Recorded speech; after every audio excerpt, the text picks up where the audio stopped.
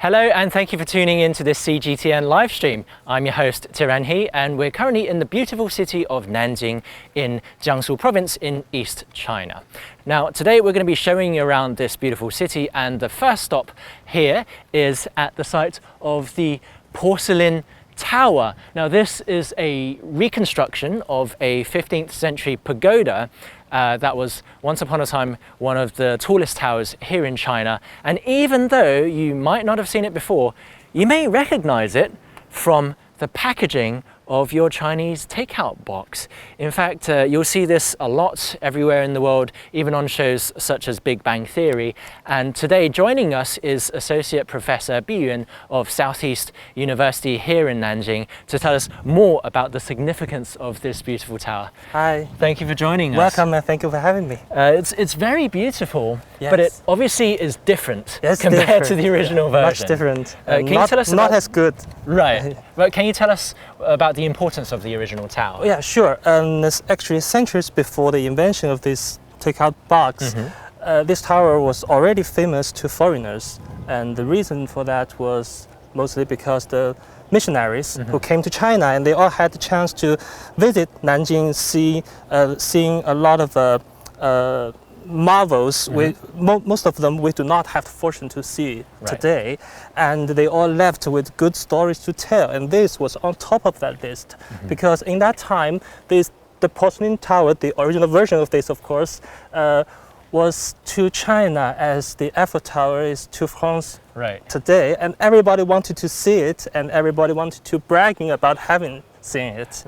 And we know that it looked differently because they actually have some pictures painting. I actually prepared some to show you. Oh wow, yes, that's very different. Much differently. And it does look a lot more like what we're seeing here on the package. Yes. You mentioned there were European travelers. I was doing some reading. There was a Dutchman. Yes, that's right. It's very difficult to pronounce his name. Yes. And also an Italian Jesuit priest, Matteo Ricci, yes. And well, Johann Neuhoff, he came to Nanjing in the middle of the 17th century. He came twice actually, and he stayed only for a month.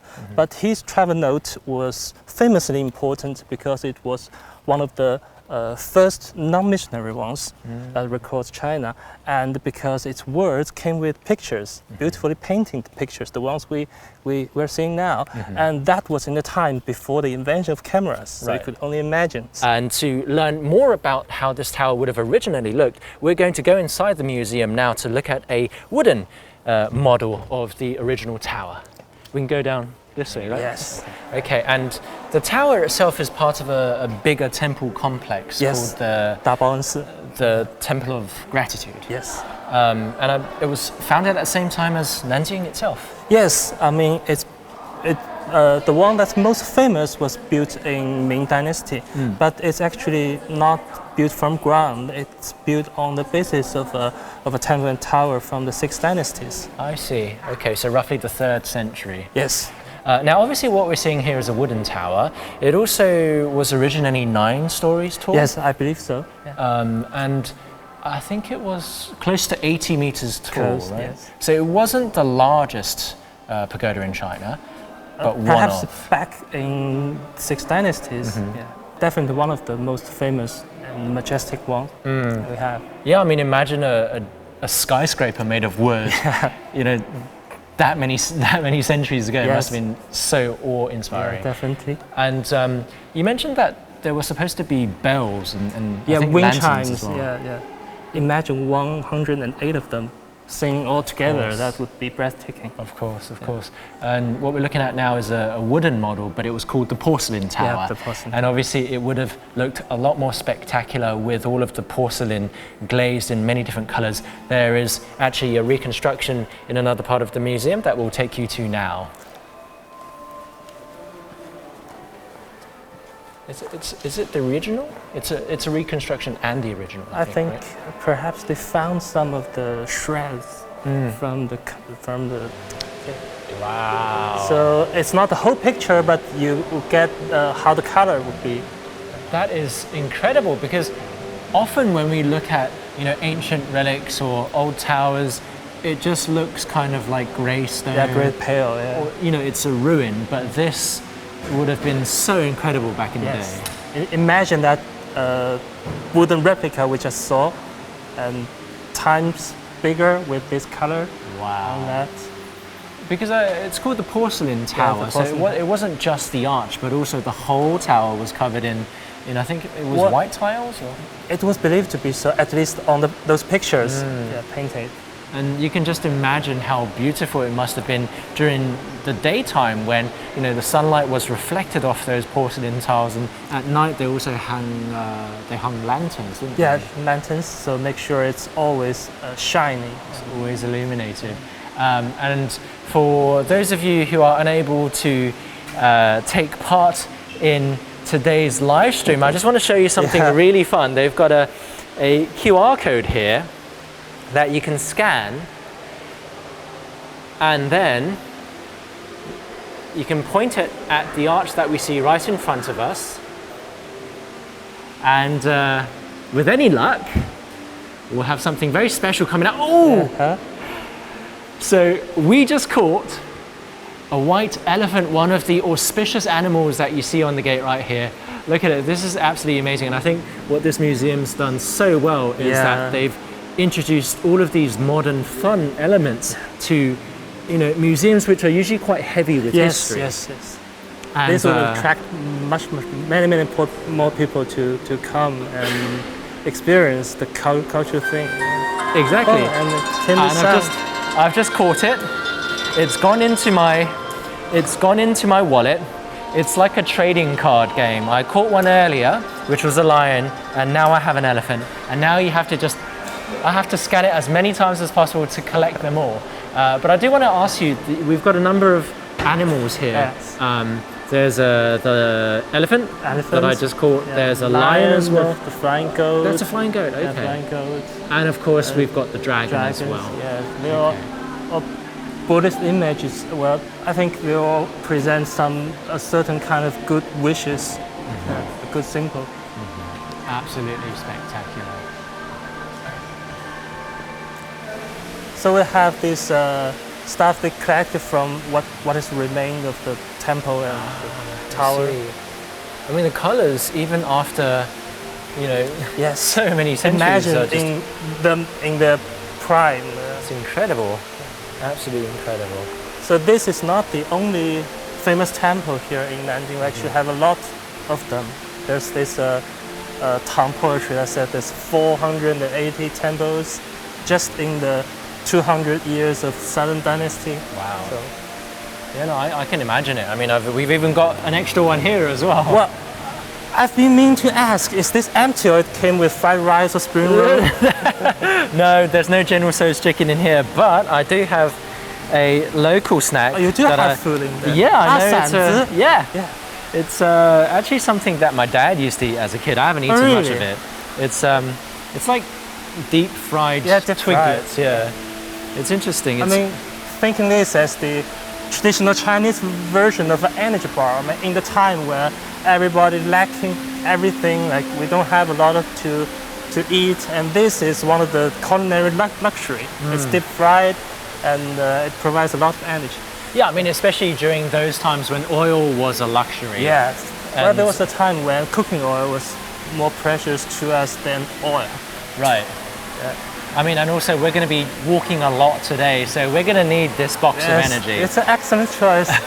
And it's also something that everybody likes to eat, and I think it's something that's deep in the heart of a lot of people. Yes. So, and it's not very popular all through China, so you can only find this around Nanjing area. I see. It's a sort of a childhood delight. Yes. And speaking of how the people of Nanjing live, we're going to go now to our colleague Hannah, who's in a very beautiful Chinese garden, to explore more about the life of a person here in Nanjing. So I see this is for Hannah too. Yes.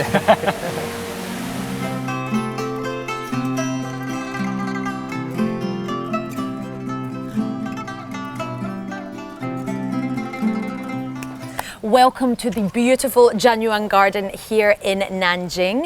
It has recently become a very popular photography spot for people like me, but I think we need some local knowledge. That is why we have the wonderful Professor Lu, who is actually a professor of architecture at Nanjing University and has a wealth of experience in the art of the Chinese garden. Welcome, Mr. Lu. Now, welcome to the garden world.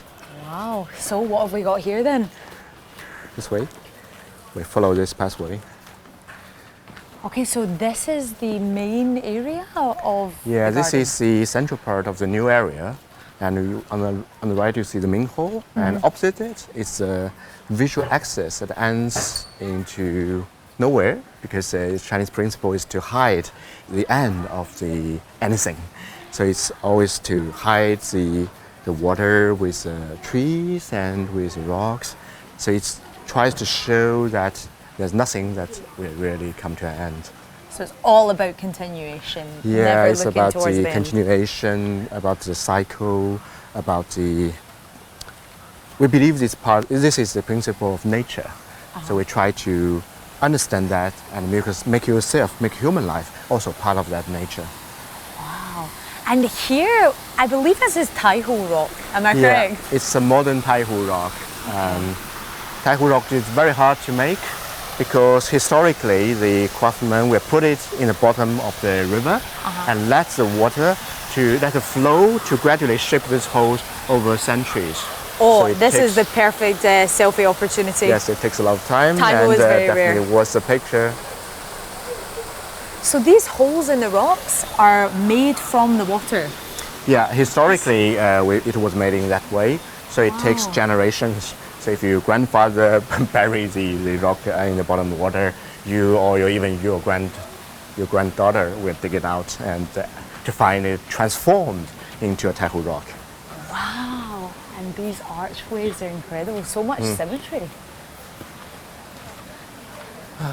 So corridor is very important in the Chinese garden because in this region of China there are many rainy days, and so how to appreciate the garden in rainy times, the corridor, you will thank the designer for that. Oh, so the corridors are mostly functional, just to protect you from the elements. Yeah. Oh, okay, I didn't know that.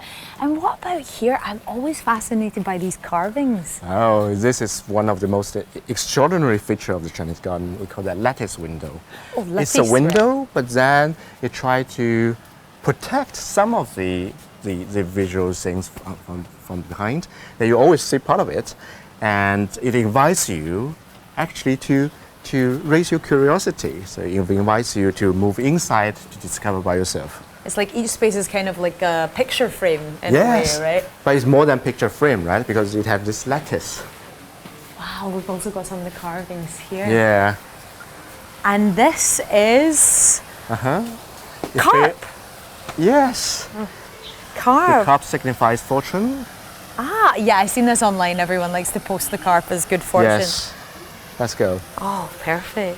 So this building is special. It tried to mimic a boat. So when you stand in this pavilion, actually from the outside it looks as if you are standing on a boat. Okay. So this reminds you that human life is just like you riding a boat on the water. You are driven by the flow. It's uncertain. But as a human being, you should customize yourself to uncertainty. And remember that everything is unpredictable. And ease yourself. So just keep sailing. Don't rock the boat. Just keep sailing. Okay. So we move around this zigzag corridor. We don't like those very straight corridors. So the zigzag is very important. It allows you to constantly redirect yourself, and you see different views on different sides.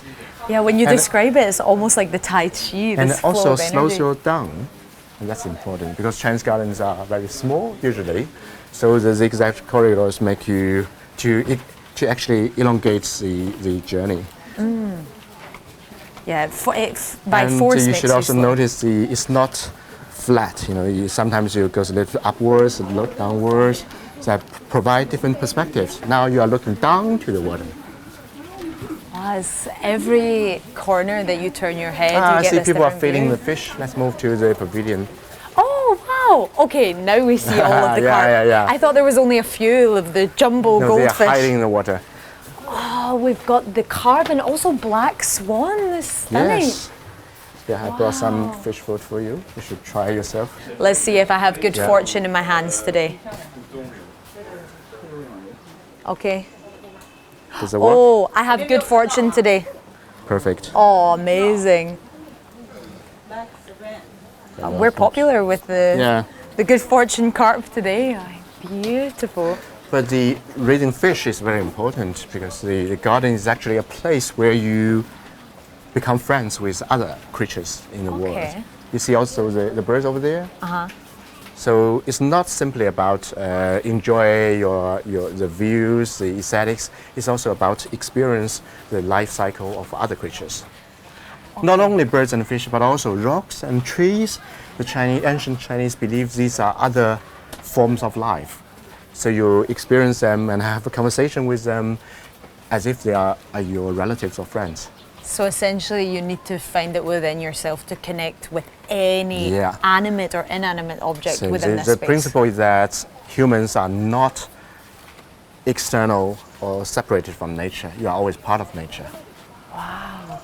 So it's about finding that equity amongst all Yeah. the creatures, right? Now you see we are in the most important location of the Chinese garden, of this garden. Okay.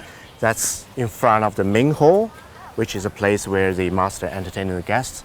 And usually, this main hall will face the front of the gigantic mountain.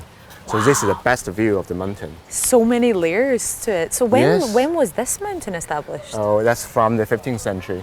Oh, okay. Yeah, From that's the the Ming. original Ming Dynasty mountain, and this is one of the best in China. We say that mountain, it looks so big, but actually it's a little bit flattened. So if you look from the other side, you will see it's like different layers. But then if you look from the front, you will see it's like a big composition of the mountain. It's like putting a mirror Yeah. in a tiny apartment. Yeah. It makes it look you will bigger. see your eyes will follow the mountain and upwards. You will see the peaks in the back as if they are going upwards to the sky. And then you feel the energy that the mountain is approaching you. And then if we go through this hall, you will see another mountain created by the modern designers in conversation with the Ming Dynasty mountain. So how modern are we talking? Oh, that's the mid 20th century.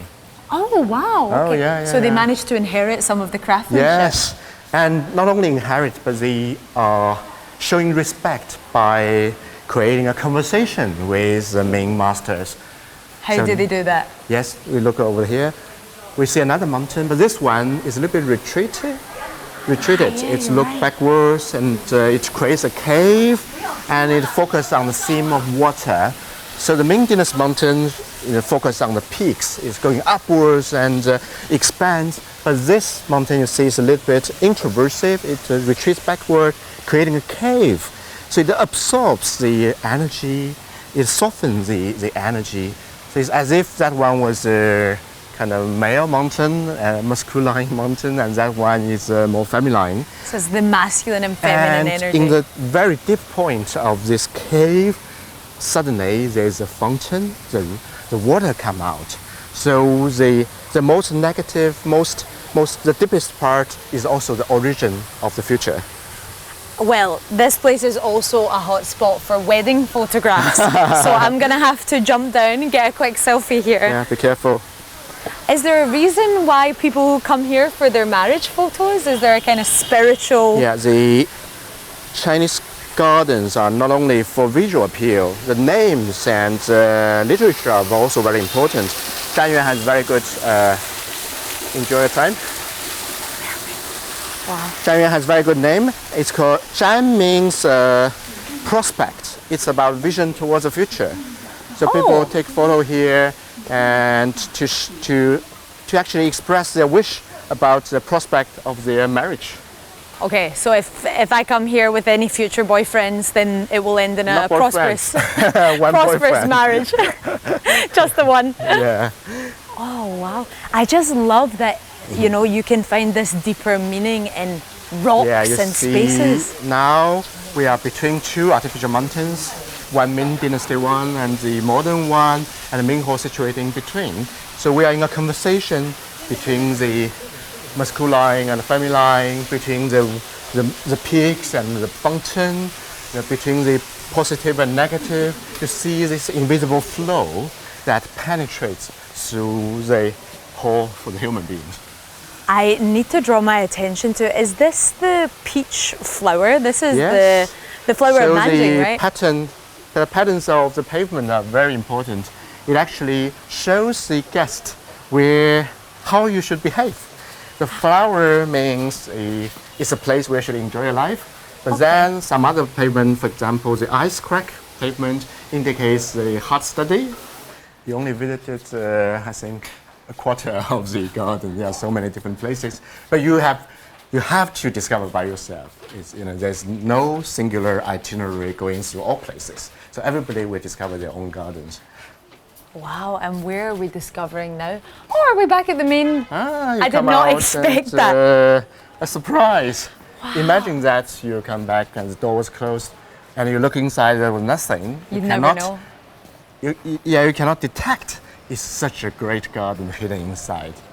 I mean, I must say, I really admire this beautiful harmony of the old and the new, and how even though they're basically centuries apart, they marry together in this very complete architectural space with, so much spiritual depth to it as well. It's really an incredible I experience. think you capture the most important spirit of the garden aesthetics, because nature does not manifest itself in space, but more importantly, the nature can be experienced by the experience of time.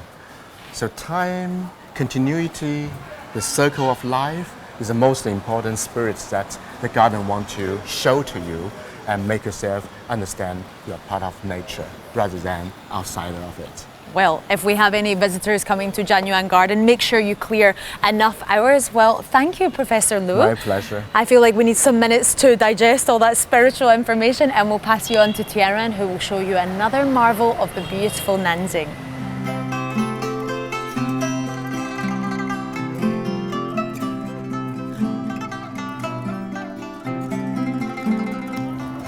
Okay, so we've just walked across the Tianhuai River. You can see the porcelain pagoda in the background. We're now on the city walls, and from here you can actually see it does look quite similar, doesn't it? Yeah, and it looks better here somehow. I agree. But it's interesting. I mean, obviously it's made of concrete and glass now, but back then it would have been glazed porcelain. Yeah, and with the bright sunlight, it would look pretty breathtaking. Better than it looks now. Yeah.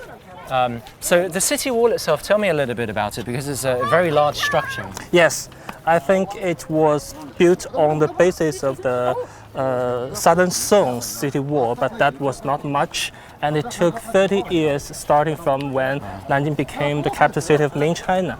And it took like hundreds of thousands of workers, but it did not stop there. The emperors, the following emperors of Ming Dynasty, even the emperors of Qing Dynasty, they all took some work to enhance the city wall. Right.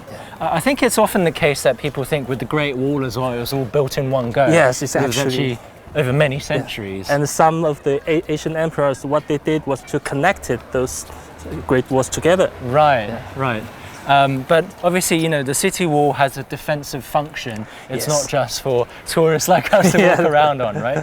What was some of the characteristics of this particular city wall? I think we actually can have a look at its special design. Okay. It's very different from what we would have in most Western old cities, because for those cities, I believe the siege would come to an end once you breach the city gate. Right. But here we have a second, third, fourth layer of defense. Oh, I see. They're sort of like little boxes. Yes. So these are barbicans, right? Yes. But I think usually barbicans are on the outside of the gate. Yeah, that's the special part of it. So I think what they were trying to do is that once you breach the first gate, you would think that you have gone through the city, and you met your second line of defense, and you left your siege weapons on the outside. I see. That's very tricky. And then the defenders can, swarm the walls and shoot arrows at them or drop boulders. Yes. They actually have rooms for like over 3,000 soldiers high. Wow.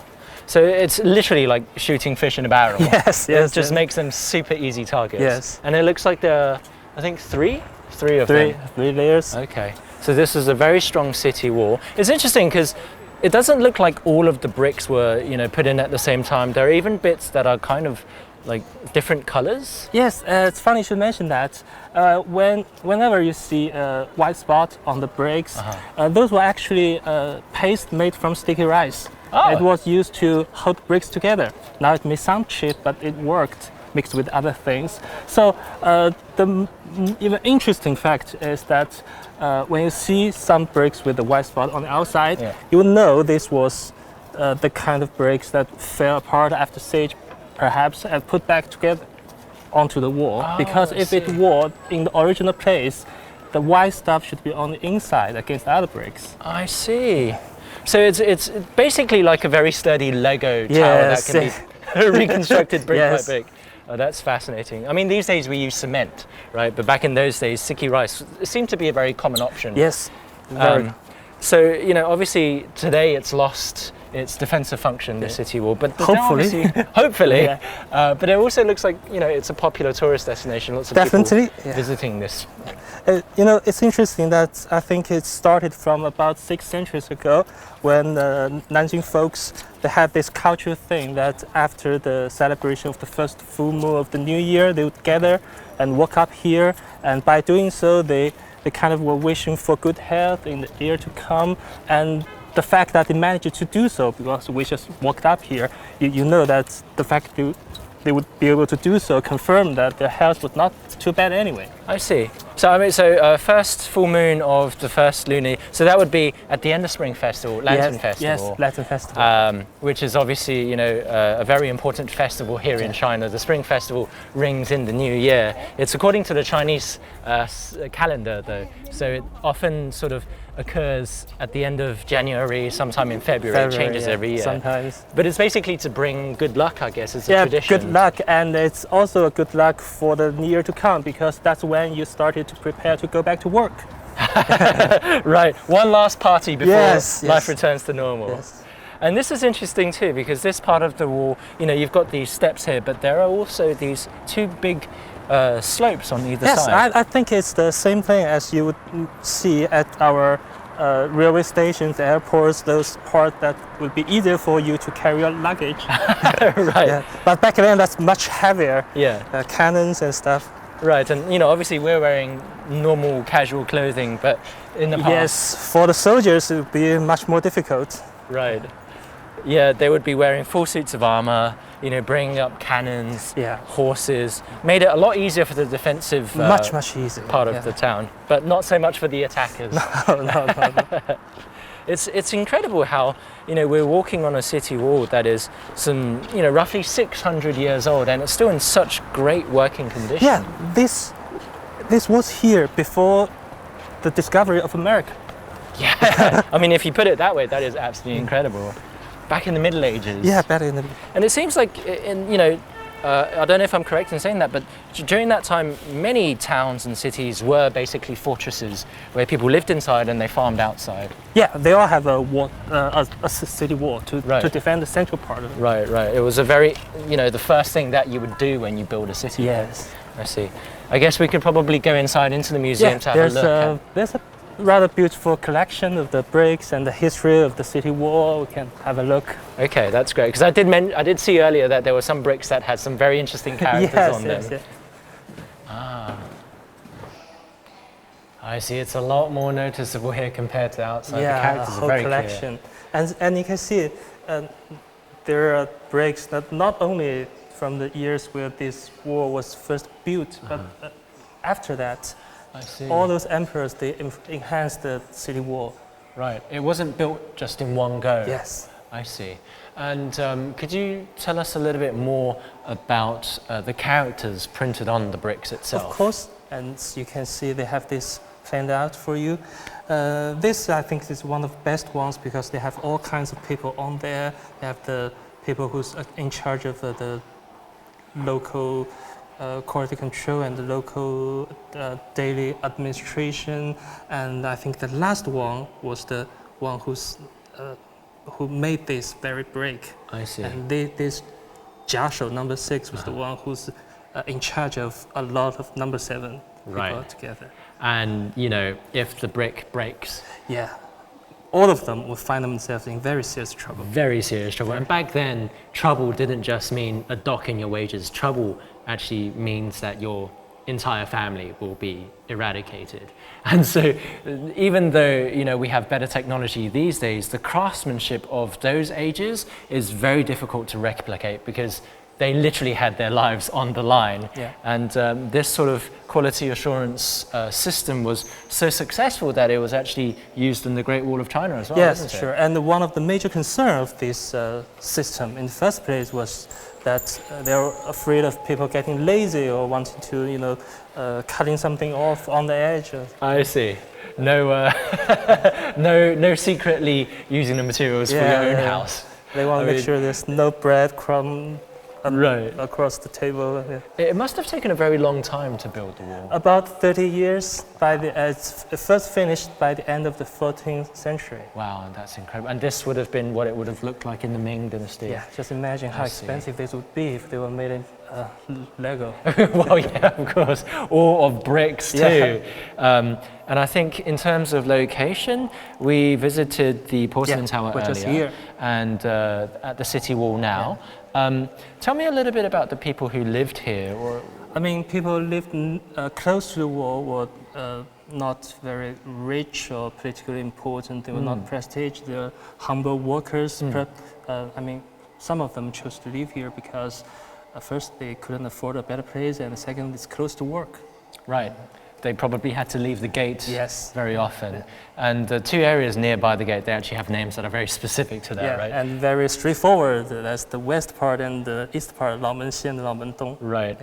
Speaking of which, our colleague Hannah is currently checking out life of local Nanjing people. Let's go see what she's up to now.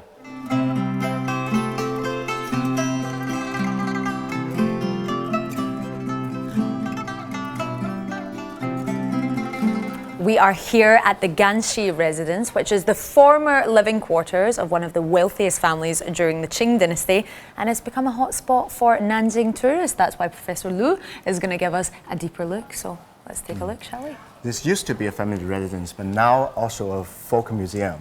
Oh, wow, So okay. it still keeps the secret of how the rich family in the Qing dynasty lives their domestic life. So for example, the courtyard we just been is for the family members, but now we are approaching the servants' road. I spy some bamboo around the corner. I'm wondering if you could tell me what's the significance of bamboo in this type of architecture? So you see bamboo circling the moon gate. Here's the moon gate. Bamboo signifies the dignity, solitude. So it's about how you live alone, enjoy your life by yourself. Wow. I can't say I spend too much time in solitude, but it definitely makes me feel very peaceful. And also you see there are interesting entrances to different courtyards. So it looks quite cool. This whitewashed wall and the eaves, but actually it was used by the servants. Yeah, in a way, it almost feels kind of futuristic with such yes, blaring almost white. a modern abstract art. Yeah, absolutely, very abstract. I'm Yeah. going to need to take a quick selfie Yes. whilst we're here. This is the photography tour. It deserves it. It matches the outfit. This way. And here we come to the special courtyard for the master. We see that it's quite a small courtyard, quiet and very intimate. So the master will live in a relatively small study space. Quite modest for the master. It's very interesting, right? So in such a big complex, actually the final room you are using are relatively small. So this is a typical setting in the Qing dynasty. The master will sit there, do his own study. And then there's a traditional layout, the brush and the paper. He can read books and write. And then he uses his right hand, and the light from the left will cast on his hand. So this will inspire me to study more and put my phone away from time to time. You see the staircase is very Very hard, steep. very yeah. hard to climb. Yeah. Normally the ladies are using the upper floor. Ah, so it was separated by sex? Men on the bottom, women on the top? Yeah, in the most time of the day. Okay. Because the guests might come in as an invader, so it's better to hide your female family members from the guests. Here we become to a more living quarter. So now we see the rockery come again. And this is very interesting rockery that actually connects two courtyards. If you find this cave, you walk into it, and you leave exit in another courtyard. It's almost like the secret passway. Okay, Take a try. Should I go into the secret passway? That looks a bit mysterious, but I'll give it a shot. Okay, are we Rabbit ready? hole, be careful. I hope there's no sneaky surprises under here. Might be rabbits. Rabbits or snakes. Wow. Be careful with your head. The shape of these rocks. For sometime. It's like we're playing human Tetris. But it's very good for the kids. Oh, I can imagine, yeah. Kids will love it. You see. And if you look back, you even don't know where you came out. Wow. It's just this endless journey of never knowing Have where a look you're at gonna- this pavement. It's very rare. It's a fish scale, or we call it dragon scale pavement. Yeah, I was going to say it does kind of remind me of like a fish scale. Yeah, it's very delicate and usually used for the dining space. This way. With this white, you never know where the doors are hidden. Wow. You see, the upper floor are more decorated for ladies. And the wood carvings, so grandiose.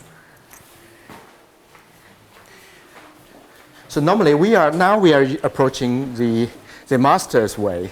So it's no longer the alley, but rather you have to go through courtyards and the halls, courtyards and halls.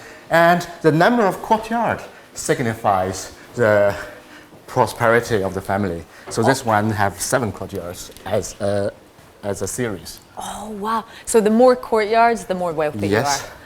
I have none, unfortunately. So thank you very much. So we're back to the garden. So we are still in the residence. So for a residence of a rich family, you not only need courtyards, you also need a garden to entertaining and to relax. So also people prefer to live with trees and rockery. Oh, yeah, I can see the rock plays a very big role in the design of this residence. So it's like a central piece here to fill you with something to look at. Do you want to take a photo? Oh, yeah, you know me. Okay, quick selfie, then we're on to the next stop. Wow, and whichever way you look at it, it's almost like you can see face shapes. Yes, and there are holes and openings that actually allow you to look through. I think this one we can't fit inside, so. Yeah. Sometimes they mimic different kinds of animals and often sacred animals. Yeah, it does make you ponder, doesn't it? So we follow this zigzag corridor, and the family residence is so big. On that side, we have a family temple over there. And this way is another series of courtyards, today used as a folk museum. Oh, wow. So how big is the residence over here? 12 to 13 meters. Wow. And here we have the Folklore Museum. This looks pretty contemporary. When was this established? Oh, this is also from Qing Dynasty. So but in recent years, we just move all the immaterial heritage craftsmen to here. But the space is the original one. So what do we have here? Here's a very interesting and just a miracle thing. We call that the silk flower. I've seen this online. It's the fluffy flowers, I think they call it online. Yes. It's actually made from the silk. Oh, this is made from silk? Because this region in China is very famous as the origin of silk. Wow. We use silkworm and making silk. And then based on this production, we have this just such an art of flower making. And now I see where... You want to touch it? I want to see where it lends the name for furry. This is incredible. So how long would it take to manufacture something like this by You hand? should ask the craftsman. Oh, wow. He looks like he's He's a deep. master. Oh, wow. 打扰一下。 Okay, what shape do we have going on here? 您在剪什么样的我形在状？做这个花瓣子， Oh, these are petals of flower. 绒条 Oh, 这样子 it's the 要 chrysanthemum. 添上去的， It looks so fresh, I could make it into a tea. 要配上去的这个。 Can I touch it? Oh, it's so delicate. Unfortunately, I think I'm a bit too heavy-handed 所以 to 制作 ever. 这样一个花要多长时间呢？一天做不起来。 So even for a master like him, he cannot finish it in one day. I think for It takes me, time. 3 months with my more. procrastination. Wow. 你看，你可以。 Oh, 谢谢 matches my hair. 谢谢老师. Wow. I think I'm too heavy-handed to even give this a I try. think these are pupils of the master who want to learn this heritage. Ah, it's like the masters and the apprentice. 是您的那个都是我学生们这个团队的都是年轻人加 Yeah, 入进 these are young people who want to follow him to study how this was made. Yeah. 非遗传承了。 It's about the inheritance of this technique. Because I can see here we have the classical flower design and then these contemporary, almost looks like a pig in a basket. Yes. It's really nice to see that old and new coming to surface again. Yeah, it's I think recent years younger people start to be very interested in this tradition and craftsmanship again. So it become popular. And it's incredibly meditative as well. It takes so much attention to detail and time. Yeah. A nice escape from city life, yeah. Yeah, it's very different from those industrially made stuff. Oh, absolutely. Naturally made material and then craftsmanship to do. And I actually seen this inspired some fashion trends for We can go from here. 2024. See, here is the cloth art. So like the brocade. Oh, what, is this also with silk? Yes. Ah, it So has such the a shine. designer should design a kind of basic composition, and then it takes time to do that. Oh, the weaving. There are all kinds of design. Oh, and I see we have some international students yes. who's been trying their hand at this ancient art. Wow. I love how you can implement it in so many different forms. It's very. So So delicate. the silk have very interesting tactile feeling. Some of that genius has a very good call it best wish for marriage. And this kind of style of art prospered in which period of history? And this is kind of art that used both by the royal family and the everyday people. For example, this decoration is used by the traditional the officers. They use that in their official costume. Oh, wow. 我们是一种立体刺绣，和苏绣还是不一样的。所以我们工艺上面，比如说我们这个小兔子绣好以后，还要把它剪下来做二次加工、二次缝制，然后才能变成这样一个样子。 So it says they need to have two phases. First, they did it in this way, and then they cut it, and then they redo it again. So it's different stages of craftsmanship. Kind of like 而且 tracing. 我这做的是双面，上盘是绣出来的。 So it's different from the way in Suzhou or other regions. It's very 是南京这边的对吧？对我们南京的，所以 Very 我做出的是一 Nanjing 种立体 local 的，它是立体的， It's- 里面放我 ah, 们中国的中药。 香包是吧？对。 So they use herbal medicine 你这样 inside. 的闻一下就是 No. You carry it, 这就是中药。 this smell will follow you and protect you 这就是中药。 So from fragrant. illness. It's almost like a kind of 这就是 lavender scent. Very distinctly Nanjing. Take a look. Good luck, 辛苦。谢谢，谢谢。谢谢你，辛苦。 Thank you. 谢谢谢谢。 Oh, with the integration of Chinese medicine, I've never I seen think what's that interesting before. is that the art becomes part of life. So people will feel like medicine it, it has different uses. So no longer about the art, the aesthetics, it also have an everyday function. That's what makes this interesting. It's kind of the same as the garden concept. It's about finding a deeper meaning. And here are some bronze sculpture of the kind of a city life in the Qing dynasty. Here are kids playing the fireworks. Yeah, I was going to say they don't look too much like emperors. This kind of do you represents want to more take the a photo? working class life, right? So this is more from the village perspective, right? No, I think the citizens do it in the same way. Wow. This way. I follow you. Way too easy to get lost in here. Here about carving with different materials. We have the wood carving, bamboo carving, and so this is the roots of bamboo. So much arts and crafts. And here's the most distinctive local product. It's Okay. the lantern making.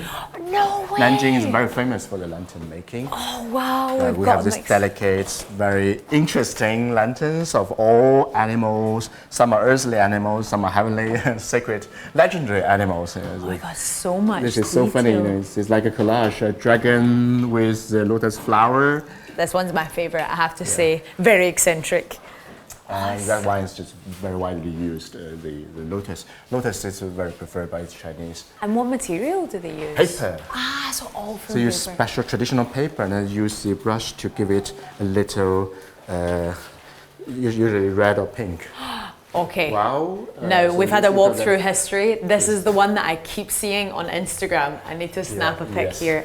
We call that fish dragon lantern. Fish dragon So these are lantern. not earthly fish, it's a heavenly fish. And that's not all for the wonderful tourists of Nanjing. Let's pass you on to Tian, who will show you some more.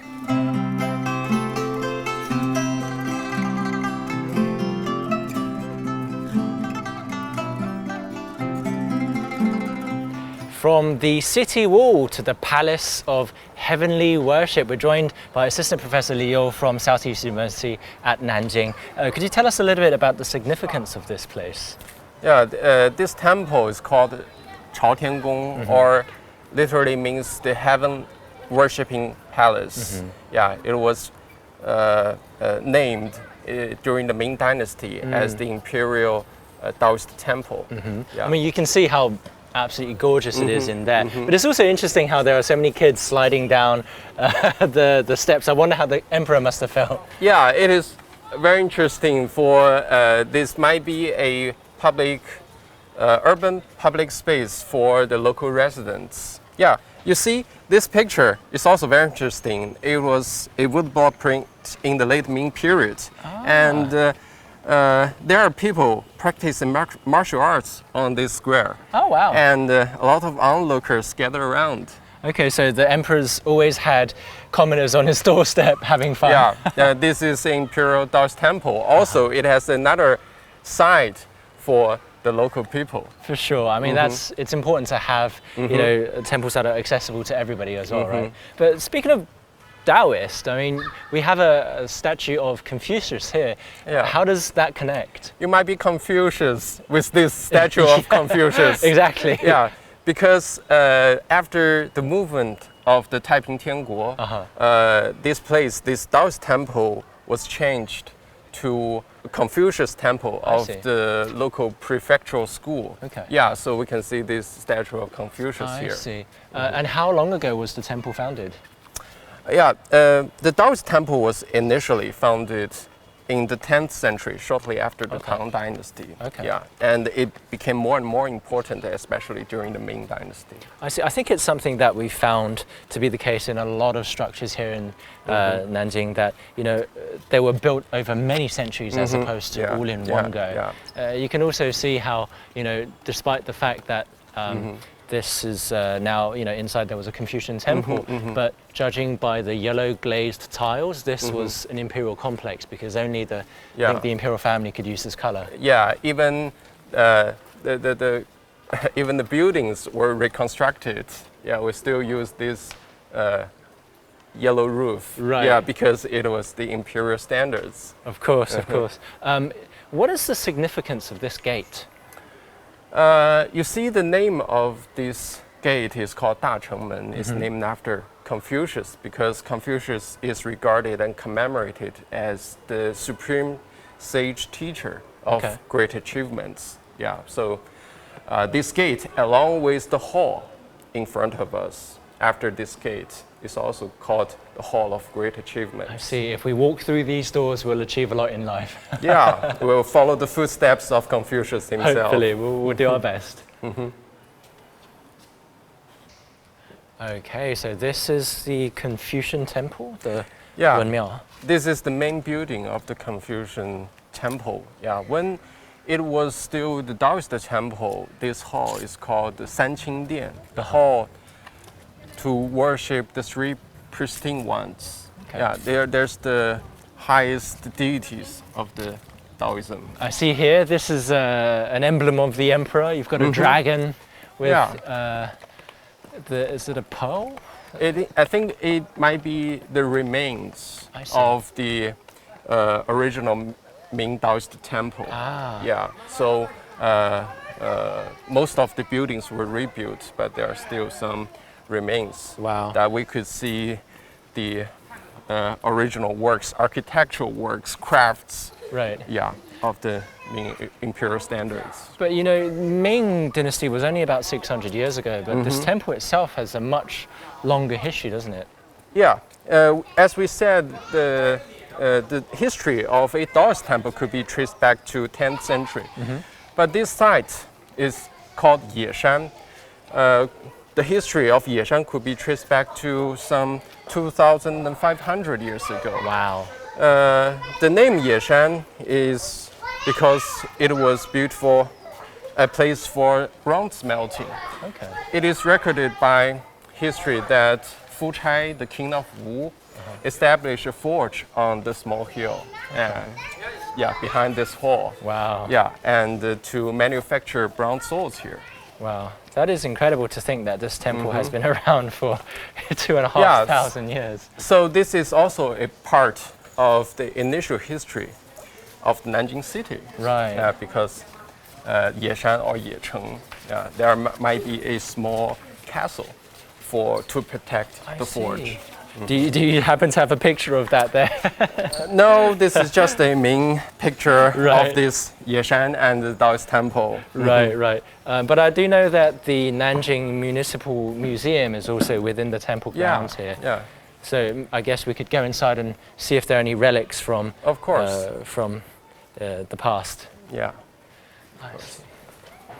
And I guess there's also more as well. The temple has Yeah, it's additional called halls. Chongshengdian, another part of the Confucius temple, but it was originally the pavilion of the Jade Emperor. Yeah, in the Taoist temple. Okay. So the museum is through here? Yeah, of course. see. Please. Okay. After you. There are lots of ancient relics in this museum. Can you tell us what we're looking at here? Yeah, this is a remain of the city road in ancient Nanjing, when Nanjing was called Jiankang, the capital of the Six Dynasties. And it looks like it's not quite flat, so what's going on here? Yeah. You see, this road was made by bricks.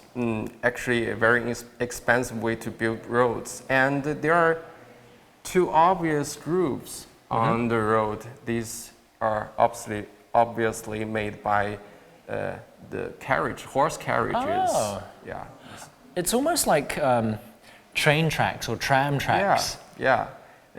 That's a very good point, because you know, when Qin Shi Huang, the first emperor, unified China, he also unified all the standards, including the width of the horse carriages. Wow. That is incredible. I mean, just to think that long ago to have this level of sophistication it blows my mind. Yeah, it's very astonishing. For sure. Let's see if there are any other interesting exhibits around here in the museum. Okay, this is interesting. It looks like people from many different ethnic backgrounds here all on one scroll. Yeah, this painting is called the Portraits of the Tributaries. They are actually the envoys from neighboring countries. Oh, wow. Yeah, it was actually a painting made during the Liang Dynasty, 5th century. And the painting, the reproduction we see is actually a copy of the 11th century during the Song Dynasty, and it is housed in the National Museum of China. Okay. Yeah. I mean, it's incredible to think that even 1,500 years ago, Nanjing was already such an international place. Yeah, because it is still the capital. Wow. I don't even know what this is called. Yeah, this machine is called a Miller sphere. Okay. It was actually built for the astronomers to observe stars. It is a replica of the original piece from the Imperial Observatory in Beijing.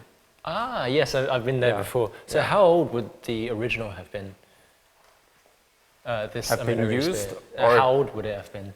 Yeah, 600 years ago. It was firstly built in Nanjing at the beginning of the Ming Dynasty.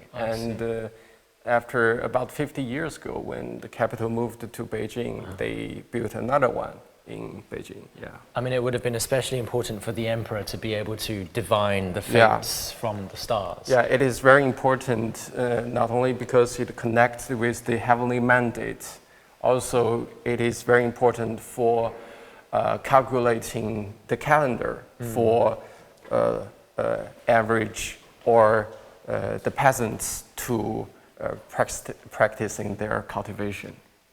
Right, and for those of you at home who don't know what a heavenly mandate is, it's basically proof that the emperor is able to be the go-between, the son of heaven, so the middleman between the heaven and earth. And you know, obviously China as an agricultural civilization, it was very important to know when to plant and when to harvest as well. Yeah. This is fun. We already saw this actually in the great Temple of Gratitude. Yeah, the pagoda. A replica of the pagoda, and also the arch. It must have been just absolutely incredible back in the day. Yeah, yeah. So this gate is a replica of the original one. But you can see these pieces are the actual remains of the pagoda. Wow. It is very, very delicate. Of course. And you see such a huge architecture are decorated with all of these beautiful tiles. Yeah, yeah. I mean, not just the craftsmanship, but you could tell how powerful the dynasty through this kind of beautiful art of course. As well. Right. I mean, there was so much to see inside the museum, but I think we won't be visiting every single exhibit here, and we'll go to the rest of the temple grounds now. I think it's really interesting how many Chinese cities not only have a history of centuries, but also thousands of years. Yeah. Actually, just as Zhu Ziqing once said, Nanjing is like an antique shop that you can find the history at every corner of the city. Yeah, that's very apt. And we've just taken this wonderful walk through Nanjing's history here at the Temple of Heavenly Worship. Let's go to Hannah now, who's in another historic part of this ancient city, and see what she's up to.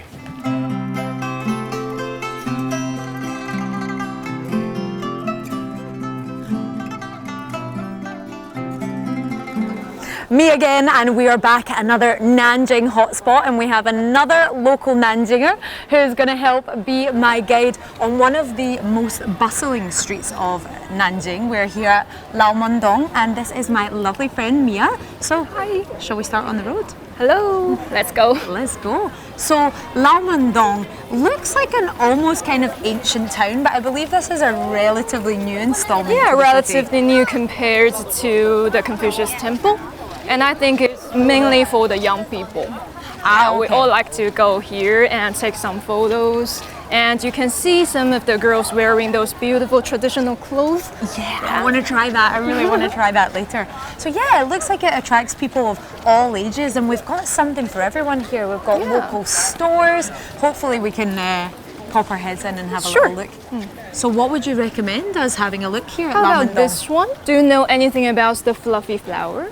The fluffy flower, yes. Actually, I met the #1 master of this handicraft, Master Zhao. He's based over at the Ganxi residence.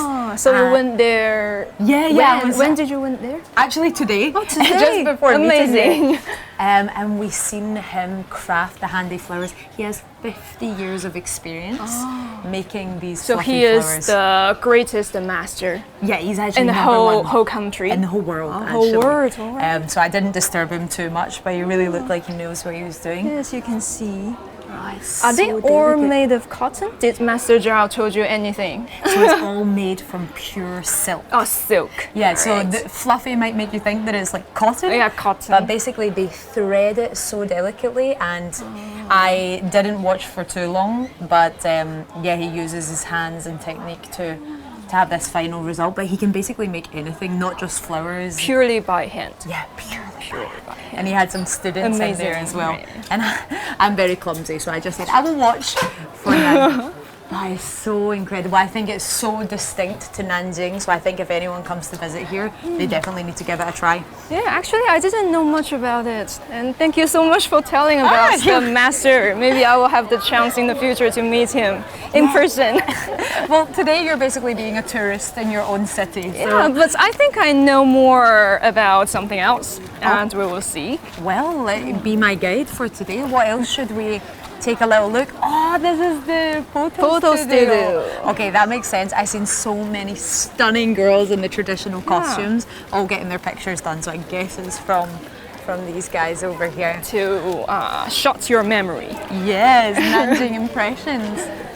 But there's just so much local handicrafts here. I feel like you could this constantly get one. lost. This one is also famous. It is Nanjing Yunjing.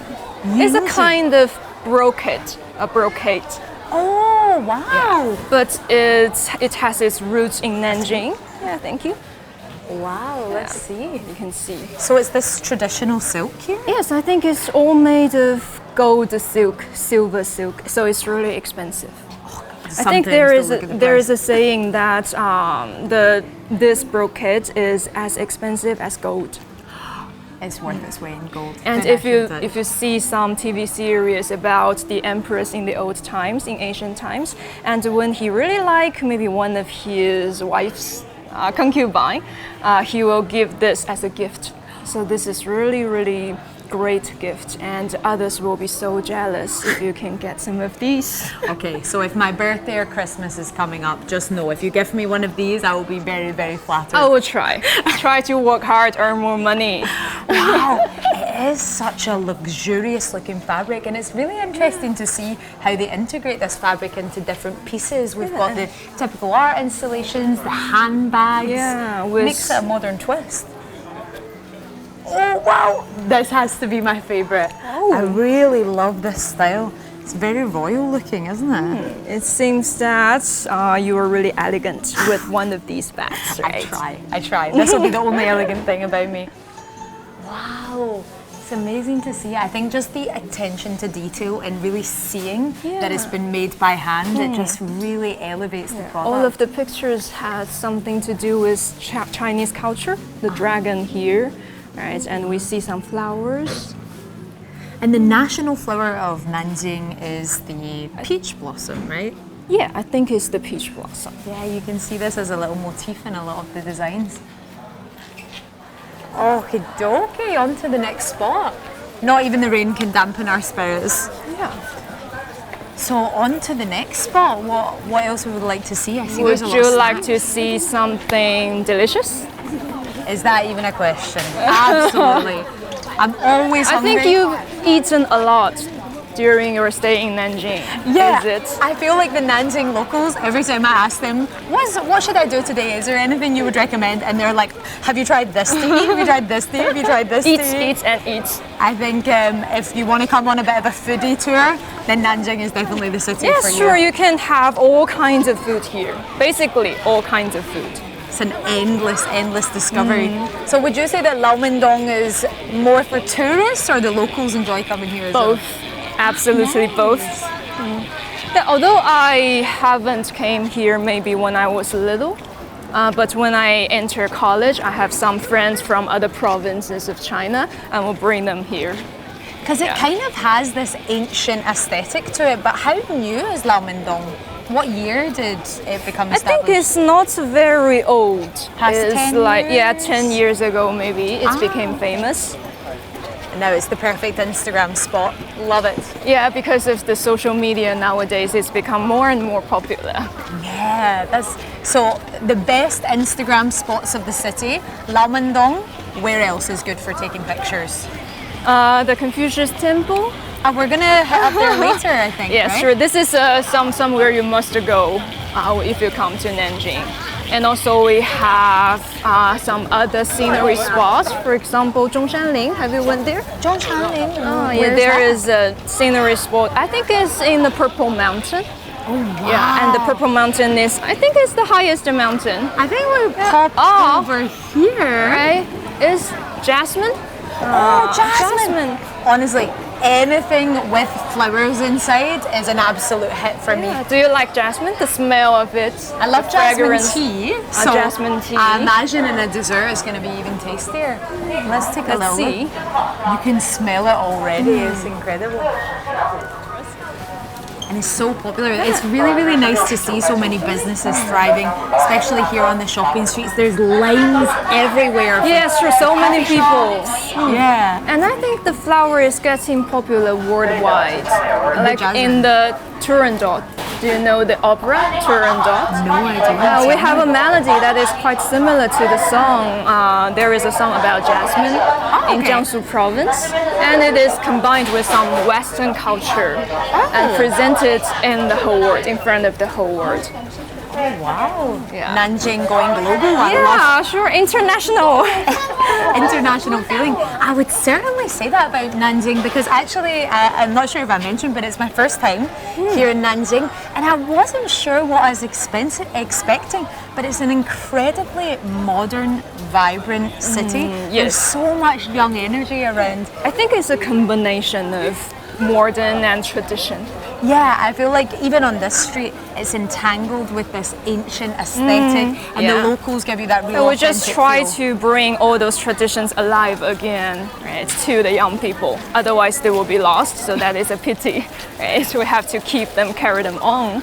Yeah, it's so amazing to see. It's like really the best of both worlds. I was living in Shenzhen for a very long time. It's an extremely modern city, and sometimes it's hard to find those more ancient sites. Yes. But here in Nanjing, you can have it all on one street, basically. You can have everything. Yeah, I'm spoiled in Nanjing. Spoiled by the local knowledge. So would you like to stay here longer? Don't leave. I already extended my stay actually. Which really? I had to add one extra day because there's just too much to see, too much to eat predominantly. But yeah, there's so many sites, and I'm a really big fan of photography as well. So trying to tick off all of my shooting locations has been a bit of a task. So we're gonna go down this little alleyway. I think there are some interesting stores. Okay, I follow you. You're my spiritual guide of Lao Mandong. Let's see, so many desserts. Yes. I think you should be the dessert capital of China. I've never seen Yes, sure. so many. And even in the rain, I feel like it's a very poetic city. Yeah, Everything's- actually rain adds something more to the city.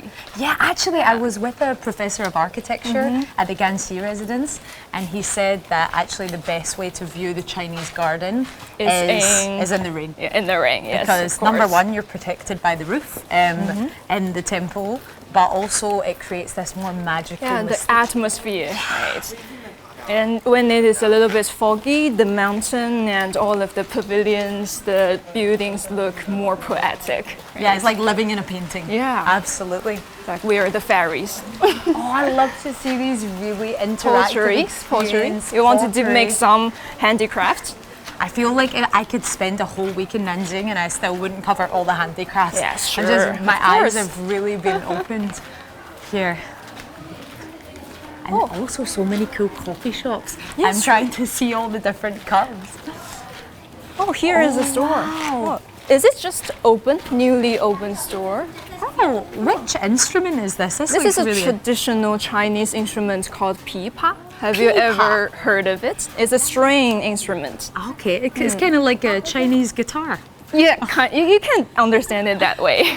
Let's let them take the pictures. A Cute. very photogenic city, I must say. Everyone's looking for the perfect photo op, whether we're in the rain, come rain or shine. It is sunny. Wow, it is raining. Right? We're gonna get a rainbow over us any minute now. So the pipa, this stems from which dynasty in China?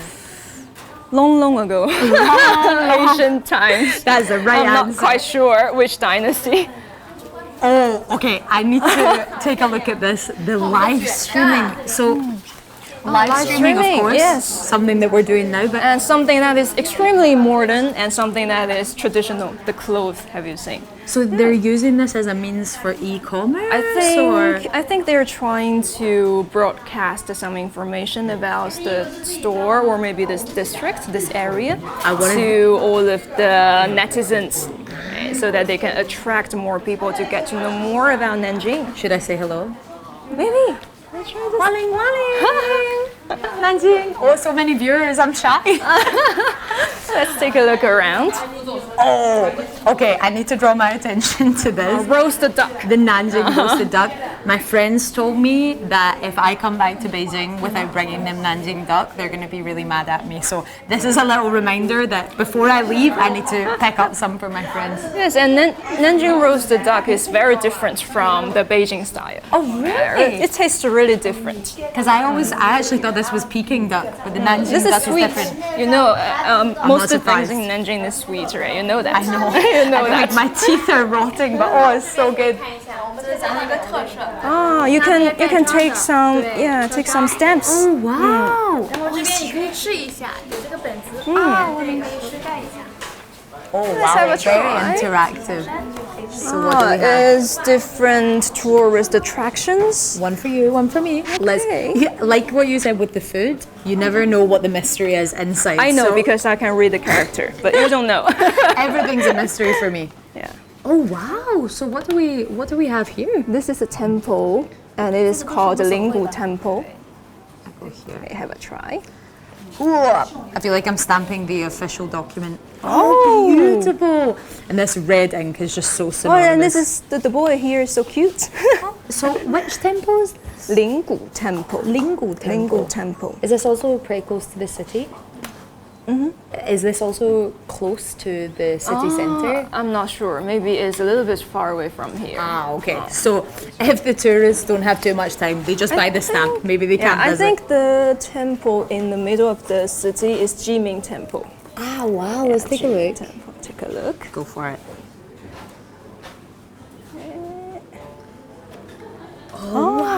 And it is really interesting that young girls in Nanjing like to go to Jiming Temple to have a romantic marriage. Oh, wow. Yeah, Really? it's said that it's really, really magical. If you go there, you will have a magic match. Okay, we can go once we finish filming. We can go find the lovers. Right now. So, if we don't have too much time as a tourist, visit the Jiming Yeah, Temple. because it is convenience, the spot, the location. Yeah. Perfect.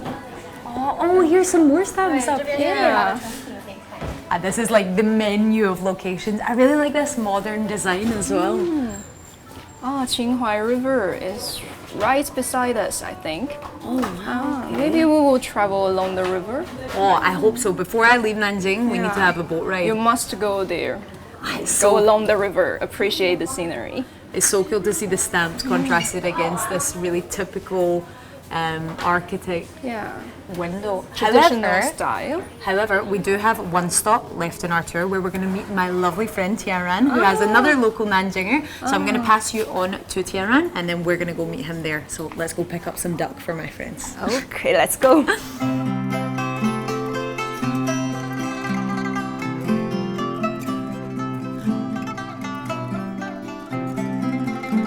Well, it certainly looked like Hannah and Mia were having lots of fun. We've also come to another part of the old town, and we're joined by our guest. Hey, Jerry. how are you doing? Good, thank you. So Jerry is a proper local Nanjinger who's, you were born and you grew up here as well, right? Yeah. My mother's Chinese. I was born and grew up in here, so I'm very like Nanjing, this city. Right. Yeah.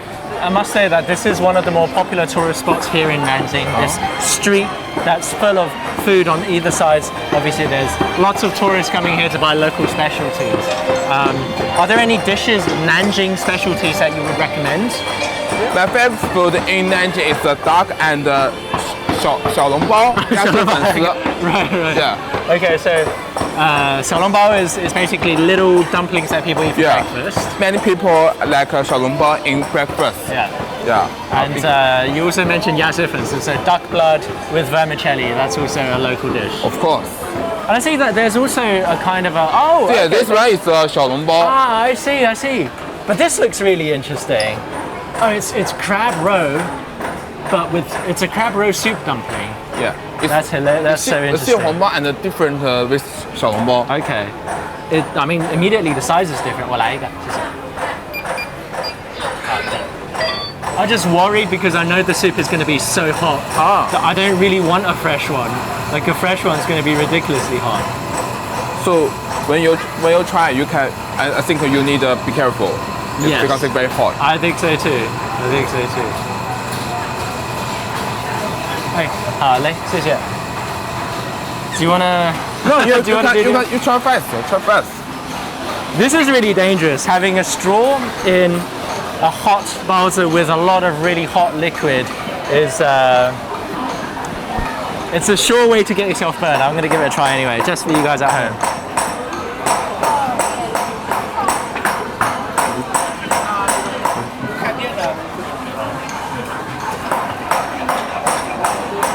Oh, that's good. Yeah. Then there's bits of crab roe in there too. Is it not hot? It's not hot. It's actually all right. Oh, that's really tasty. Do you want to give it a try? No. He's like, you got burned. You just didn't tell me. I see that there's a lot of places selling the same kind of baozi, right? And you were talking about duck as well. I think. Oh, that looks. Oh, those are very colourful. Ah, have you had these before? Yeah. Before I have ate, but not often. Very not often. qingtuan. So these are usually eaten, I think, for like special occasions, right?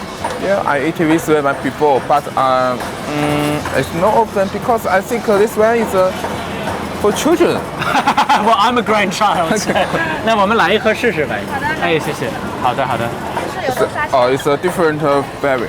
OK。多少钱呢？25。OK。好嘞，好嘞。So 25 for 6. 25 for 6, which is not bad. 给您吧，谢谢。谢谢光临啊。哎，谢谢。 Thank you. That's so interesting.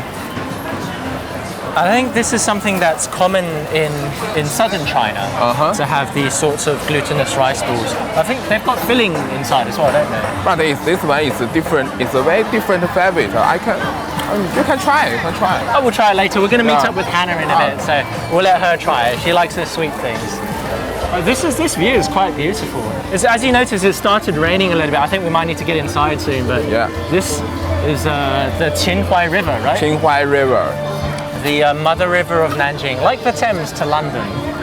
And I notice also you've got this picture. I have a picture for 100 years. This one. Oh. Because it's different. It's too dark, and this one is no. Oh wow! So this is this view 100 years ago. This is the Qinhuai River for 100 years ago.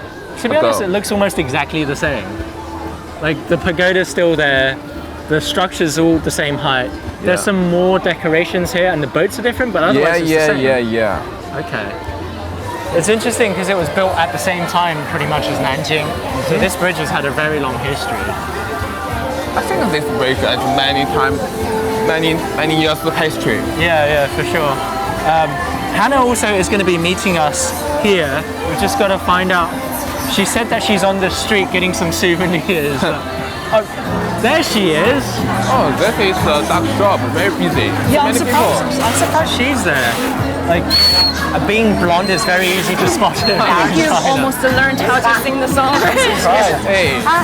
确定吗？ What are you doing? 全国各地都可以寄，不管你去哪里都行的，可以寄。发展没寄？可以到，今天到，明天就能到，可以的。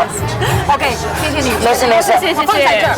好。So, Nanjing duck, absolute delicacy. These guys can send it to Beijing within like 2 days. Yeah, I mean, you can see all the delivery boxes. Yeah, it's very outdoors. I wasn't expecting you, of all people, to get duck. Yeah, I just seen the massive line of people, and this boss, she said we can send anywhere in China. So Bye. This is for you. Oh, what do we have here? They're rice dumplings. Oh wow, it's like colors of the rainbow. Yeah, but Jerry was saying earlier that this is for children. All children at heart. Well, I have a young really spirit. sweet. Okay, you guys choose your favorite. This one is for you. This is the most It's a very different traditional one. flavor. Ah, wow. And I will try another one. You could take one of the nice pink ones. Yeah, choose whichever one you Whichever want. one you want. Whilst you're sipping it. Just having a nice drink. So it seems that we haven't even scratched the surface of the Nanjing cuisine. You guys have been on quite the tour. This is great. It's kind of savory and it's sweet at the same time. And there's bits of crab roe that literally get sucked through the straw. That sounds right up your street. Yes, it does.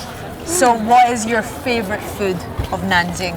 Duck and 小笼包。 yeah. Yeah. Yeah, we were talking about it earlier because like I read that Nanjing is often nicknamed the duck capital of China. Yeah. Duck capital. Duck capital. There is no single duck that can go away from Nanjing alive. My friends told me this. This is why I had to send it back.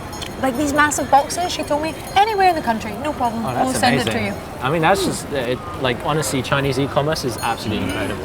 You get anything almost next day delivery. Oh, that's so nice. Do you guys want to find somewhere to get away from the rain? Because it's starting to pour a little bit. I know my hair looks terrible. You don't need to hint anymore. I think maybe we could get something a bit more substantial, Yeah, some I proper think so grub. too. What do you think?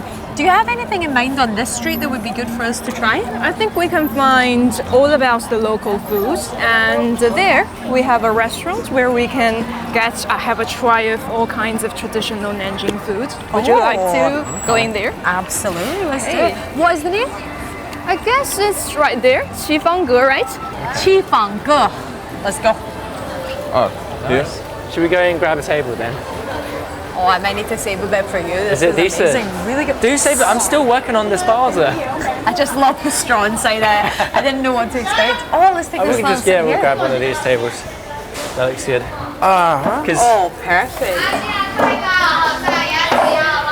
nice. What's good to? I guess we could get the set menu, right? Because that looks like it's got a lot of local food. That's a bargain as well for that price, for that many dishes. Let's do it. 你好，我们想来份套餐。Oh, awesome! Thank you. Nice. This looks incredible. Oh, nice, lovely. Oh, we got 2 sets. Right? Oh, wow. 谢谢谢谢。 Tiara will want to share with me because I eat less. So Well, you can you eat can more. have this.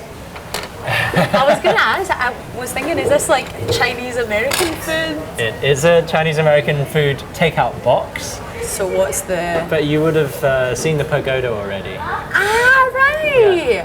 It's based off the porcelain tower that's here. Oh, okay. And it's really interesting because this box was originally designed to hold oysters because it's waterproof. And Okay. then now I it's can holding. see that in the Now it's holding a gift for you. You can open it and check it out while we eat the rest of this. I guess. Wait, what is this? It looks like a deep fried spaghetti. You guys should know what this is, right? What is that? 馓in Chinese. 馓子. You can have a try. Okay. like a What's it twiglet. like? How do you feel? It basically dissolves after the first crunch. Yeah, What is it? it's been swimming in its Yeah, oil for a I while. used this one before, but I might know often. Ah. Yeah. Yeah, this is something that my dad used to eat as a child. Oh, thank you. But especially because back in those days, oil was a bit of a luxury. To have something as calorific as this was a was a rare treat. Not diet friendly. I'll keep the box. I'll But keep the box. I think we should try the food while it's fresh. This one is duck. It's my favorite food. Of course, you go straight for the duck. I am gonna I go. think you can try this one. Is this sweet? Yeah, because And your favorite red bean in here. Oh, this one is very very sweet. and this with the lotus. These balls, right? No, this is sticky ball. Because I've seen these thick soups on Oh, do all you the think? dinner Oh, do you tables in Nanjing. Let's give it a try. That's delicious. It's salty, but not like overly salty, and the meat is incredibly tender. And it's not as fatty as Peking duck. Yeah. Because Peking duck has a thick layer of fat between the skin and the meat. Yeah. And that's what needs to be drained when they roast it. I think this is diet friendly. Yeah. Oh, you don't eat duck. She's I vegan, don't but eat we'll have all vegan, of it. yeah. Enjoy it. Yeah, so we will finish the duck. What do we have here? We've got some very like. What is it? Oh, that's tofu. Is this tofu or Yeah, it's noodles? tofu skin. Oh, okay. It's tofu skin. What is that? Wow. That looks like I think this is a vermicelli 凉皮 or something. with the little baby shrimp. Yeah. This is rice noodle. Oh, it's rice noodle. Rice noodle with some baby shrimp. Oh wow, okay. This tofu is incredible. So decent? fresh, so creamy. I'm just gonna steal. Oh, go for What's it. this on top? Is that ginger? I think this is fresh ginger. Let's give it a try. You're eating ginger with tofu skin. That's a novelty. Don't knock it till you try it. That's a novelty. So fragrant. Like a palate cleanser? It's nice because you've got the soft against the crunch, the strong against that really neutral tofu. And the spiciness of the ginger. Oh no, you're weak. Maybe I am. Ginger is spicy. Very delicious. Well, ginger can be quite spicy. It's got that tangy kick, doesn't I it? think it's just used to add some flavor. Otherwise, it will be just very light. Not Which very is salty. interesting because, like, you know, we've been in Nanjing for a couple of days now, and it feels like the food here is actually quite heavy. Like in terms of flavor, it's not the sort of delicate southern Chinese cuisine I expected. Yes, because in Nanjing you can try a very wide variety of food. Yes, all kinds of foods from the northern part and the southern part. You can even try some traditional Sichuan cuisine here in Nanjing. Well, you get that all something around. that is really spicy, right? What else have we got here? We've barely scratched the surface. What's in, this looks like a not... That looks like meat. Yeah, like what's in that? 小笼包. Xiaolongbao is okay. meat. So and we- this one, I think, it is vegetable. Yeah, this is a veggie one. Go on then, give us You a- see give us this a in try. all of the southern breakfast stalls, don't you? Is that a xiaomai or is that a xiaolongbao? It's still something like we This call one it is the xiaolongbao. baozi. It's a xiaolongbao. It's interesting just the way it's categorized. Because that looks like a xiaomai to me. Yes, it's similar. Because inside is a vegetable and in this one inside is meat. Ah, And in xiaomai, we usually have rice, sticky rice. I see. But I think this is missing a little bit of spice.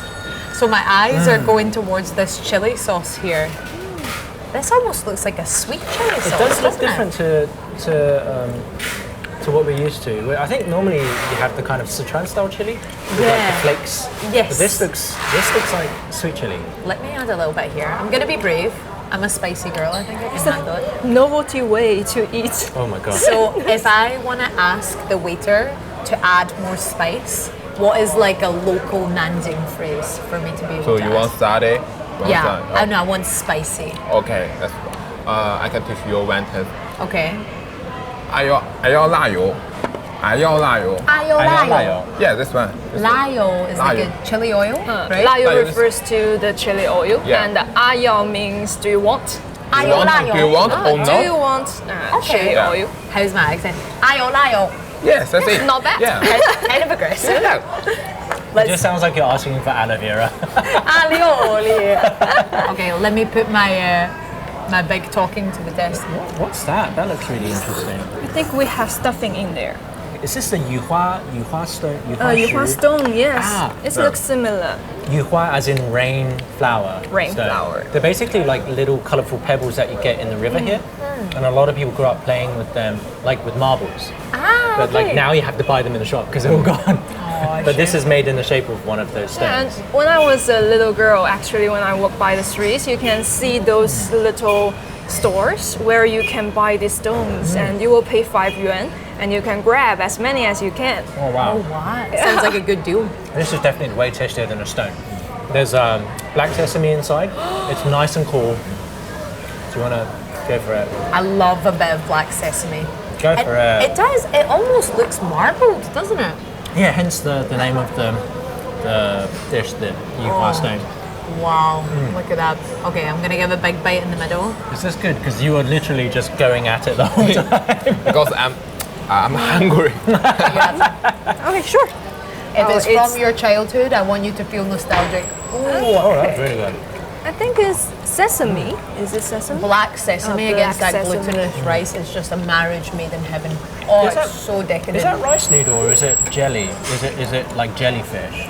It Does tastes taste like jelly, It tastes like it's jellyfish. but I think it's made of rice. Yeah, I think it's rice noodle. Oh, okay. Oh, it's delicious. I mean, it's got that really nice, bright, clean taste. And then Yeah. like the little shrimp on top just give it a nice savoury note. It's really like a good. little bento box which shows all the layers of cuisine that you can try. You've got Yeah. that like very decadent black sesame, you've got that pungent sweetness in the soup, the seafood, the meat, it's something for everyone. There's a lot of round stuff, I realised. Come full circle of our trip in Nanjing. Oh yeah, for sure. I mean, there's so much symbolism in round things in Yeah, China. and round has a very good meaning, I think, in Chinese culture. Yeah. It's like reunion, right? Exactly. Uniting the Happy four of us. ending. Absolutely delicious. It almost looks like a patty, you know, that you would put on toast. Yeah, I could see the meat, so I'm just gonna. I was thinking, maybe if I'm lucky it's red bean, but I think that's going to be the meat. Oh wow, yeah, it's like a pastry. Have a try. Oh, thank you. Whoops. I was gonna say, this is the way you eat soup dumpling. I was going to say you should be a pro of the xiaolongbao. Well, when you eat soup dumpling, normally you make a little incision and then you pour the soup out it, into yeah. your soup. Otherwise, if you suck it out through a straw, you just burn yourself. Salty. Salty. Oops. It's a bit slippery. You're at war with this. So I think you suck out all the juice of this, and then I think we should probably get heading to our last Yeah, stop. I think the rain's letting up a little bit as well. This is beef. Really? That's very rare. I've never it's had gonna be beef beef. dumpling before. Beef? Yeah. It's like the Xiaolong Bao King. All different forms. I'm done. We full? Yeah. Yeah. Okay, let's go. Thank you guys, lovely meal. Shall we take this? I think we can leave it for the cooking staff. I'm sure they'll appreciate some extra snackies. Oh, that beef. That was good. You feel like you got your muscles Oh, yes. growing. Oh, yes, I got my protein. So, I think the dock's over there, so we'll probably have to make our way. Oh, I'm so excited to get onto the river. Delicious. Oh, it's still got a bit of a sprinkle over there. And it's still quite busy despite the rain too. Absolutely. I feel like the people that come to Nanjing just have this incredible energy. You just have so much to explore. I mean, we just had 9 dishes on one plate. Oh yeah, and Jerry was showing us a photo of this photo area is from a century ago. 100 years ago for Oh, this, no way. for the place. Over The same place? It looks almost exactly the same except for the boats, which are a little bit newer. I can imagine. So would we want to ride on a boat that's 100 years old? Maybe. But I think grabbing a boat and then taking it down the Qinghai River, which is like the mother river of Nanjing, is just an awesome way to end our little whistle-stop tour of Nanjing here. Oh, it's amazing. I think With- port's over there, so we'll have to make our way. Thank you very down much. there. We'll find our way. Yeah. So, what would you say is a must-do for anyone coming to visit Nanjing? Eat. That's the key takeaway. And you like to run inside the city, right, outdoor, and to appreciate the scenery. I think that is a very good way if you run along the Qinghai River. Oh, wow. You can really appreciate what Nanjing is like. So basically, any visitor to Nanjing should come Qinghai hungry. River. That's good. And you're going to leave absolutely stuffed. That's great. Well, I think before we get on the boat and continue with our tour around Nanjing, we'd say goodbye to our audience at home and maybe leave them an impression that they want to come and visit Nanjing and eat all of the local specialties here very soon. Like, share and comment on our live streams, and of course if you've enjoyed our live stream here today in Nanjing, be sure to view our show China Untapped on CGTN's website and also on our app where you'll find it, and all of our previous shows as well. I hope you enjoy more content from us. Thank you so much for watching, everyone, and I hope we leave you with a lasting Nanjing impression. Bye now. Bye, guys. We've got a boat to catch. I think it's just down from here, isn't it? Here we go. So, did you order the boat? Yes, we're going to take a boat and look at the rest of the town. Which boat do you want to get? I want the biggest, most colourful one. I want to match my nails. I see a lot of imperial yellow over here. Yeah, exactly. It's actually, in the past, only the emperor was able to use yellow. Feeling very honoured now I've got all my nails. Well, you've always been an empress because you're blonde, you know. You're sporty Exactly, from the you're in get-go. the And you can too. see the dragon on the pillars. Yes. The design's incredible. Have you guys ever been on one of the boat rides before? No, the interesting thing is I've never been on a boat Well, because we think this is only for the tourists. you know what they Today, say? the tourist in your own city. Exactly. You can also see, like on the dragon too, it's also got 5 claws. That's the highest level of dragon. Like only the emperor is allowed to have 5-clawed dragons. Everybody else, the highest level is 4 claws. No way! I didn't know that. Now if I think of a dragon with only 4 claws, it's not so intimidating. Just a back scratcher. Like what happened to this other claw? So if it's got 5, well, a thumb, then it's the emperor's dragon. I think we're on boat number 1, so it should be probably inside over there. Oh, I'm so excited for this. I think when you've got this misty kind of wet rain, there's nothing better than just being on the river. And actually, Professor Lu told me that you should always see your life like a boat ride. You can't control the elements and just sail along. One of the principles of the Chinese garden, apparently. That's very zen. It's also very Taoist. So let's be zen. Nice. Yeah, I mean, taking a pleasure boat on the river is definitely a must-do thing for tourists here, isn't it? There's so much to do for people visiting Nanjing. I'm here we very are. pleasantly surprised. Boat 1, there we go. My biggest advice for any tourist, though, is come hungry, you will leave absolutely stuffed. Yeah, for sure. It's so interesting that also in Beijing you can do these pleasure boat rides, but I feel here it's got more panache. Tea and snacks, brilliant. Oh, this is definitely a much more elevated version of the pleasure boat ride you get in Beijing. Couldn't be better. And oh look, we've got the view. Or it's taken from the other side. Taken from the other side. I'm like, Same. same but different. Oh, we get some tea. Oh, Very nice. What is that? I think It's a green tea. Yuhua tea. It smells like a nice aged green tea. tea and biscuits. It's basically like the British afternoon tea, but on the river in Nanjing. I guess in the past they would have had maybe people singing and also selling stuff by the banks of the river as well. For us, the emperors of the day. Yeah, emperor of the day. So what would you say has left you the longest lasting impression of Nanjing? Let me think. I really surprised myself with how much I learned about the art and the somewhat science of the Chinese garden with Professor Lu, who is a professor of architecture at Nanjing University. I really learned a lot about the kind of the zenith of how your life should be, and about the flow of energy in the Chinese garden. Even though I don't have a garden, it's good to put my mind there. You just need to have a big enough mansion. Yeah, one day. What about you? If it's not spacious enough, you're not going to get the chief lane. Yeah, my Beijing apartment is this energy. You know what? I really enjoyed the porcelain tower and the Bowen Temple, the Temple of Gratitude. It's actually beautiful. Like a lot of museums can be quite heavy. Yes.